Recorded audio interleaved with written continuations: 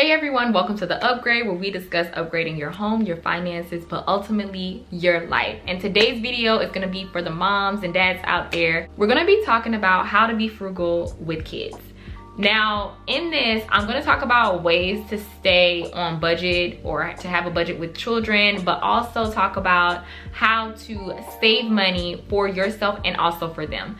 So make sure that you subscribe to my channel. Also make sure that you follow me on Instagram at KSalise, and let's get into the video.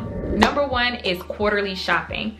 I only shop once per quarter, so that's 4 times a year. We sometimes have the tendency to overbuy, and we buy a whole bunch of clothes for them at one point in their life. We get a whole bunch of that one size, and then they don't even have the chance to wear some of the outfits because they outgrow them, or maybe the season is over and they have to wear a different style of clothes. So I say shopping quarterly avoids all of this.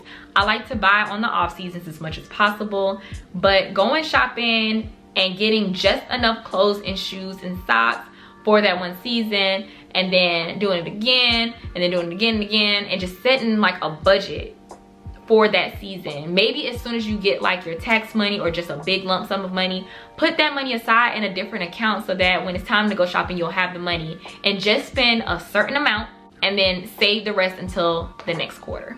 Number 2 is discount stores for shopping. I love Target because Target always has like a really good sale, but there's also TJ Maxx, Marshalls, Ross. Go to those discount stores if you like name brand. Go to the discount stores, go to the outlet malls, and save you some money. Another tip I have when you're trying to save for your kid is to go ahead and put the money aside when you get your tax money. You get a big lump sum, and sometimes we tend to spend it on things we don't need. I'll get into another video about what you should do with your tax money later. But I do say that you should go ahead and get a portion of the money, put it in their own savings account that accrues high interest. Now, I have a Safari Savings Club account for my little one. I would recommend looking into an account for your child that's specifically for kids under 18, because they usually accrue higher interest. Credit unions have the best interest rates for these type of accounts. Just make sure you do your own research and find what works out best for you. Now, if you can't save it in a lump sum, then go ahead and do a monthly payment amount to their savings. It's so important to save for their future. I usually do $25 a month.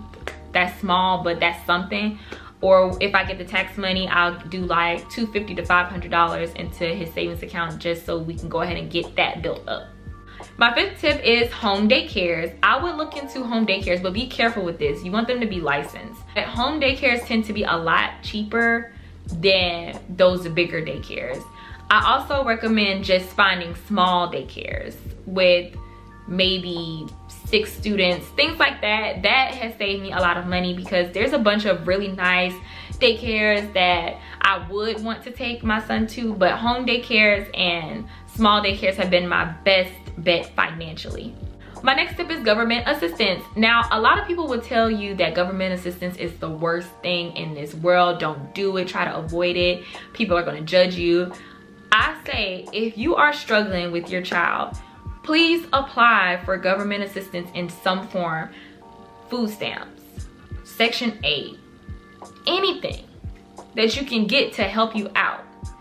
I think that people are very prideful sometimes, and they're scared to say that, oh, I might need some help. But if you need help, maybe the other parent isn't helping, or maybe you both are struggling, whatever the case is, that is what government assistance is for. Just because you use it does not mean that you're like on a lower scale or you're worse than anybody. No, just use it until you don't need it anymore. I was on WIC at one point when I was pregnant, and you know, I was super embarrassed about it because you have to like stand in line and then swipe everything. I didn't like it, but at that time I was that broke that I needed it. So take advantage of those things, and now I don't need it anymore. Look, I was able to save money, stack up, do what I need to do.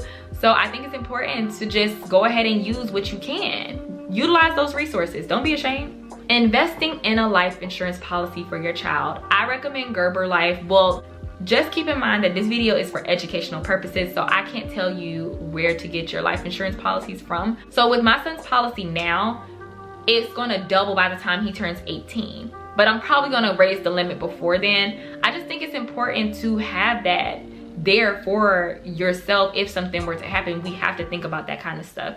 You want to have one on you, you should have one on you, but then you also should have one for your kid.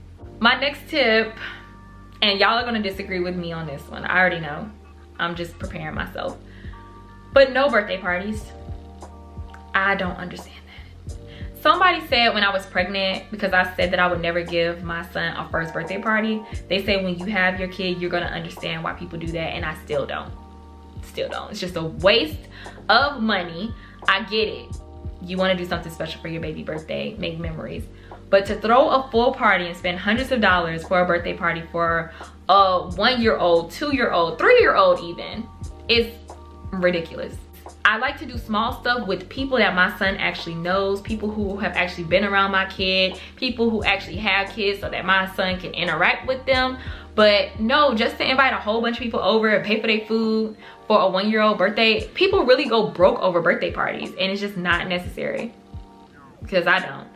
I mean, me and his dad, we might do something small, but don't go broke over no birthday. Stop, he's a kid. The money that you would have put to their birthday party, go ahead and put that in their savings, or put that in your savings so you could take them to Disney World or to the aquarium when they get older, something like that. But birthday parties, they don't even know these people. Stop that trend. I don't like it. Unless you have the money to do it, go ahead. But if you're watching this video on how to be frugal with kids, yeah, you want to go ahead and stop doing that. Which brings me to the next thing people are probably going to disagree with, but Christmas comes the same time every year. You should have money for Christmas. To be broke for Christmas, I see a lot of people putting up their Cash App, please help us, we need stuff for Christmas, I wasn't able to do anything. But these are the people who kept their hair done, nails done. These are the people who bought a new car for tax time. Give those babies a Christmas, but don't go broke for it. I don't care what you have to sacrifice. These kids did not ask to come into this world. If you celebrate Christmas and you know that that's a tradition, you need to make sure that baby has a Christmas. Because I see it too often. People act like Christmas changes the date every year and it's a surprise. It's the same time every year. Start saving $10 a month, $25 a month to get them something for Christmas. Stop going broke for Christmas. Y'all swiping y'all credit cards to get a whole bunch of stuff. Y'all gotta stop doing that.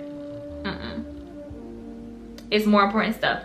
And what I would recommend doing is what my mom did for us, which was Taxmas. Every year my mom did not have the money for Christmas.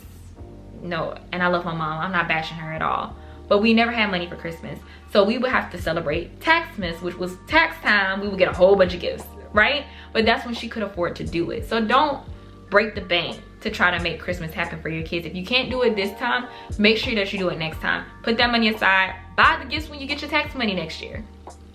There's so many ways to skin a cat, but figure it out. Number 9 is couponing. I don't do it as much, but I used to very heavy when my son was a baby, for formula, things like that. Try to sign up for those little rewards where it's like 5% back. That adds up. You know, I know Target has a program where it's like 5% if you join their red something rewards. Do it. Go on the app before you go grocery shopping for Kroger or any grocery store and see if they have coupons for the items that you need. Just try to save money as much as possible. All right, and my last and final tip, which some people are going to disagree with this one too, but is to not give your child their own room. I don't get that. A lot of us are struggling trying to keep up with the Joneses, and we want to make sure our kid has their own room. But let me tell you something that will really humble you real quick, okay? Before I bought my house, my son and I were sleeping in a room. My sister and her son was sleeping in the room, and then my mom slept on the couch. We were in a 2-bedroom house. I saved so much money to the point where I was able to buy this beautiful house that I have now. You have to make sacrifices at some point, okay? So your child does not need their own room at this time if you can't afford it. A lot of y'all say, I can't even afford an apartment, and I say, well, where you looking or what you trying to get? Y'all want a 2-bedroom because y'all want the baby to have their own room. You cannot afford it right now. If you have to get a studio, because not everyone has the luxury of living with their parents. So if you have to get a studio apartment, if you have to stay in someone's basement, do what you need to do, right? Don't worry about what they have going on. I didn't care what people thought about me. because I lived in a 2-bedroom apartment with my living situation where my son was in my bed. I don't care. That doesn't affect me. You gotta stop thinking about other people and what they might think. You might not be able to have guests over, to have your man over because little Timmy's bed is right there too next to yours. Who cares? Save your money, stack up. Stack up so then you can buy yourself a house for you and your baby. You get what I'm saying? Just make the sacrifices now. Alright, so I hope y'all enjoyed this video. If you did, please give it a thumbs up. Make sure to leave some comments down below. Follow me on Instagram at @the_upgrade_Kiki, and I will see you all on the next video.